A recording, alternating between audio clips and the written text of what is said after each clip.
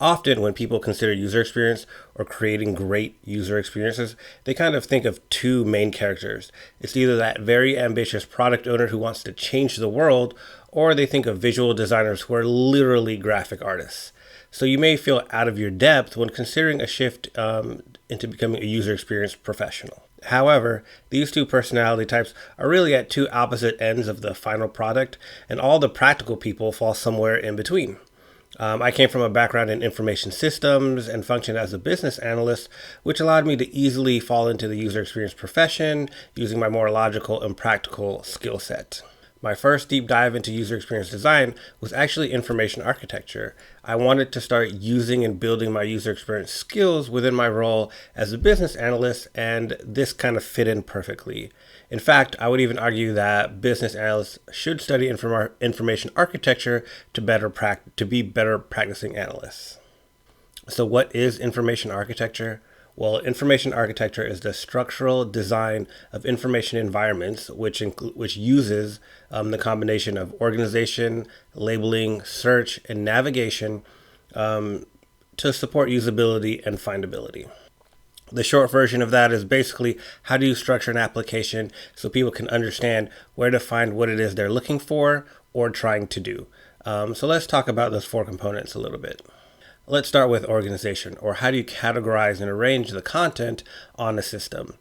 This is especially important if you have content-heavy spaces like online stores, online encyclopedias, wikis, or dictionaries, intranets, entertainment media platforms, and the list goes on.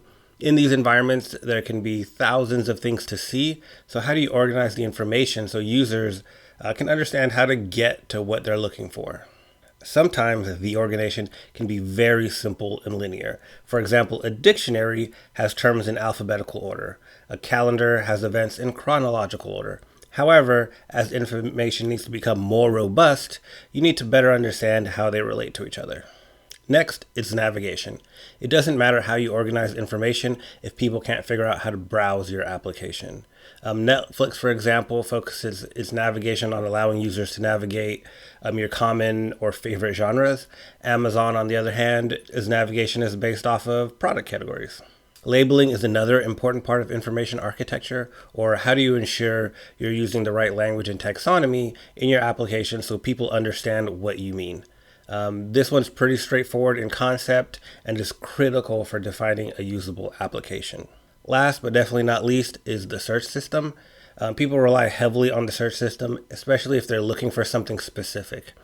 How do you create a search that maximizes the chance that the results will be exactly what I'm looking for? As with all things related to user experience, how all of these things should be designed should always be based on the users themselves and how they intend to interact with the information.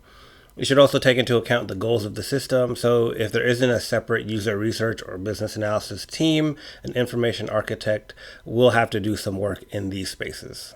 There are several activities and deliverables that can help you determine how to best organize, label, navigate, and search your content. First up is content inventory and analysis, which is a very straightforward deliverable.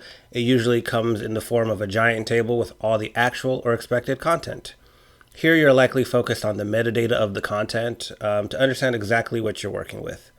Categories, authors, tags, types, alternate names, and whatever other attributes might be relevant to the content. A concept map is a deliverable to help you understand how the information relates to one another. There are many ways to create a concept map, but at a high level, you have a bunch of boxes or circles with concepts, and then arrows that define how they relate to each other. Content maps are a specific kind of concept maps that can be very useful in designing the final state of your content structure. A glossary is another straightforward deliverable to help you understand word usage and keep your vocabulary consistent throughout the application. Obviously, the terminology used should be based on what the intended end users can identify and understand easily. Sitemaps are another common deliverable to define the locations of your application. And site blueprints take it a step further by showing the relationship between pages, content, components of the application. This can greatly inform navigation structures. Wireframes are another way to depict navigation structures and labels, and are a great way to kind of test out ideas and structures. Card sorting is an information architecture specific user research activity that allows you to understand how users would organize content themselves, which should inform your navigation structures. Pretty much all user research activities can help you get an accurate picture of your end users, things like observation, interviews, analytical analysis or analytics analysis, surveys, testing, etc. There are likely more deliverables out there, and I'm sure more will probably even be invented after this video is published as the profession evolves.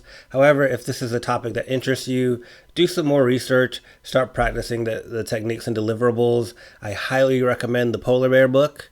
And if you buy it on Kindle, sometimes you can get automatic like new amendments. So if they add something to it, you don't have to buy the book all over again. And I'll leave a link to that in the comments. Hopefully that gave you some insight into one of the avenues of user experience design, especially for people who prefer more logical and tactical types of work and aren't those like big charisma or artistic types of people. If you have any additional questions, let me know in the comments and I will either answer you there or I'll create a whole new video just like this one to answer your questions. So subscribe to see those questions get answered, and thanks for watching.